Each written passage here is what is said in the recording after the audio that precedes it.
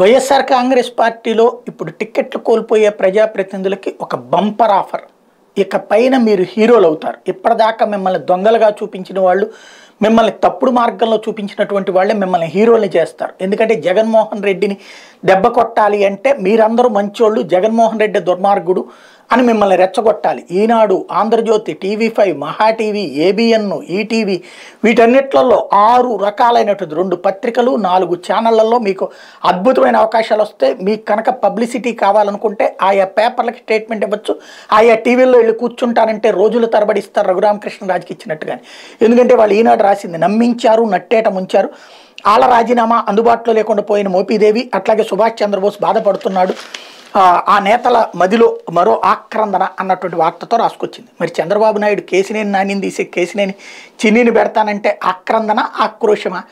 లేకపోతే కనుక రావి వెంకటేశ్వరరావుని తీసేసి అక్కడ వెనిగండ్ల రాముని పెడితే ఆక్రందన, ఆక్రోశమా?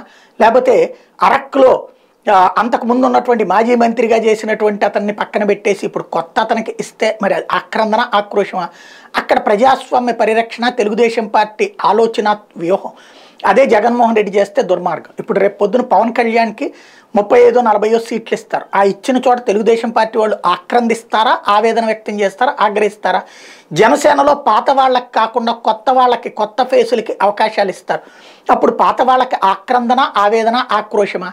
ఒక పార్టీ చేస్తే దుర్మార్గం, మరొక పార్టీ చేస్తే సన్మార్గం అని రాసుకొచ్చేటువంటి జర్నలిజాన్ని పీక్ స్టేజ్కి తీసుకెళ్తున్నట్టు రామోజీరావు గారికి ఇంతకంటే మీరు దిగజారలేరని చెప్పడానికి ఎలాంటి శషబిషలు అక్కర్లేదు.